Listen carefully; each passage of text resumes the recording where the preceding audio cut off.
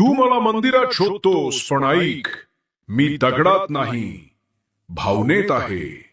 ए बाळा, देव म्हणजे काय? ती शक्ती जी सगळं चालवते, वारा, पाऊस, सूर्य, चंद्र. आणि तू पण माझ्या शक्तीचा भाग आहेस. लक्षपूर्वक ऐक, तू मला फक्त आरतीत शोधतोस, पण रोजच्या वागण्यात विसरतोस. आईशी रागाने बोलतोस, बायकोच्या भावना दुखावतोस, इतरांकडे खाली नजरेने पाहतोस आणि मग विचारतोस, मी तुझं ऐकत नाही. मी फक्त प्रार्थनेत नाही, मी प्रत्येक जीवात आहे. ज्याचा तू अपमान करतोस त्याच्यातही मी आहे.